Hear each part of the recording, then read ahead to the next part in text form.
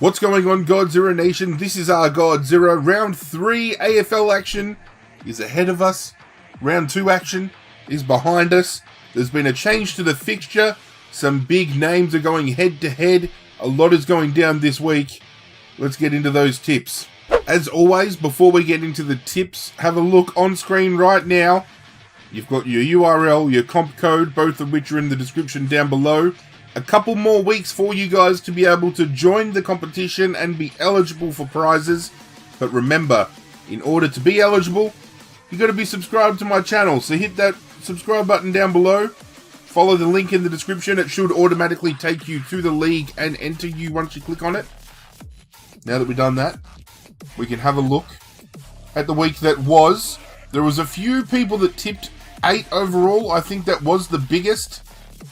So if we sort it out here, Hanger 18, Dogs and Cats, Damon 140108, LD 224, Phoenix Crompton, Benjamin A 98, Brighton 75, and Skinja all tipped 8 this week. So congratulations to you all for tipping the most correct amount of tips. Overall, we have 3 people on top fighting it out, with Hanger 18, Phoenix Crompton, and Damon 140108 all on 14 tips. Rockstar Pool 69, a big mover up to 4th.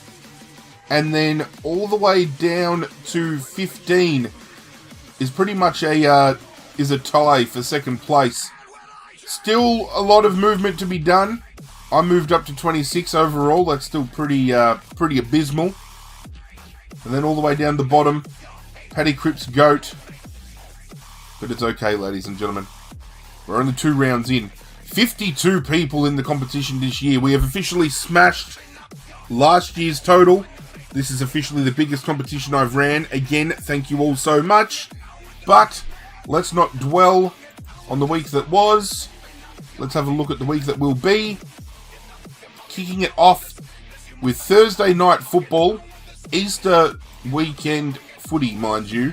Now, this was supposed to be getting played at the Gabba, but there's been a COVID breakout in Queensland, which has resulted in a lockdown. Brisbane, as most people would know, came down this week to play in Geelong. Spectators were getting kicked out of the arena if they had travelled from Queensland. Queensland has essentially locked their border to Brisbane, so Brisbane have had to stay in Melbourne. And this game will now be getting played at Marvel Stadium. So Marvel Stadium getting a lot of action this weekend. Thursday and Friday night football. But we've got Brisbane taking on Collingwood.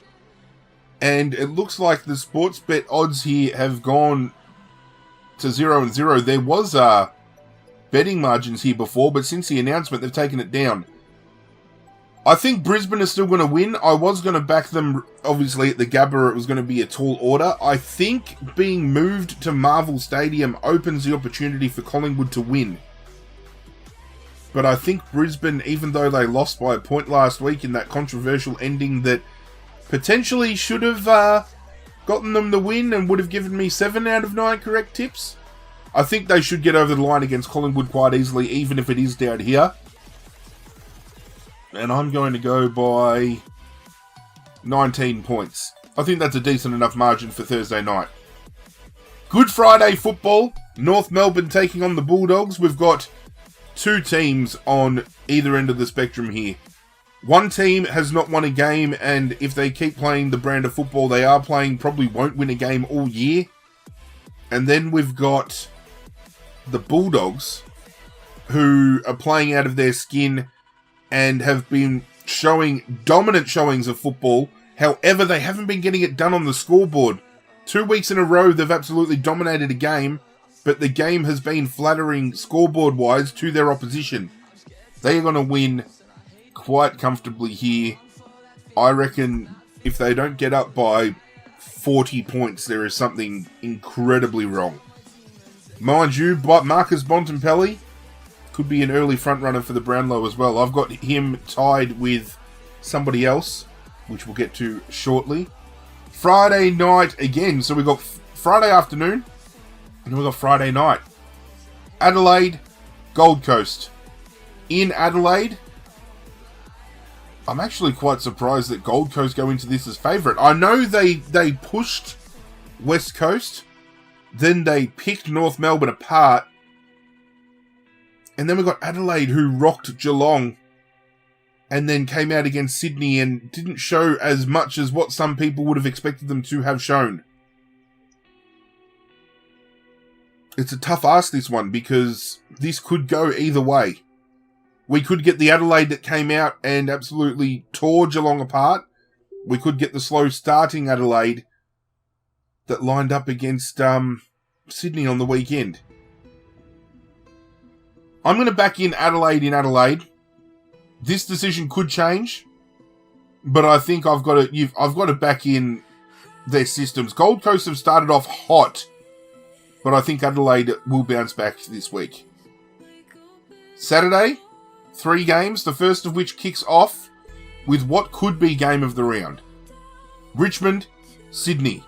And I say game of the round because Sydney starting the season off 2-0, nobody would have suspected that, and it's off the back of their young kids.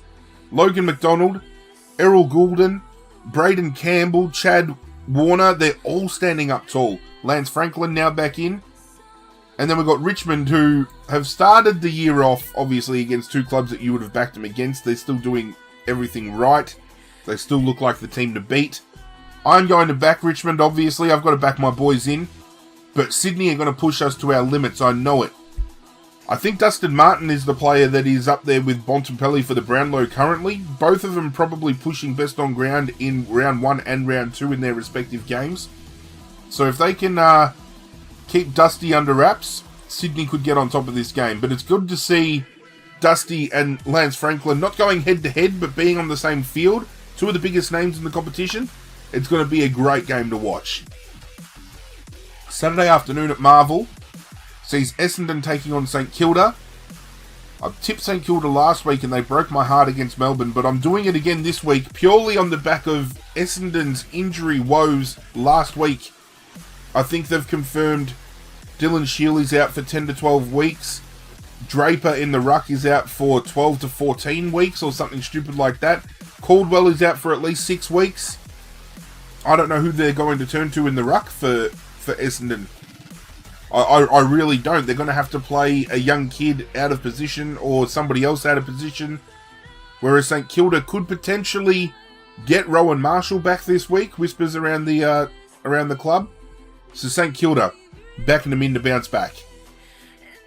Saturday night rounds out at Optus Stadium with Eagles taking on Port Adelaide. Another game that could contend for game of the round. And they're split 50-50 down the line. You got one team that has been absolutely dominant in both their showings. One team that fell over the line in round 1, fell short in round 2, but they're back at home. And I normally say, you don't back against West Coast in West Coast. But Port Adelaide have been looking so good.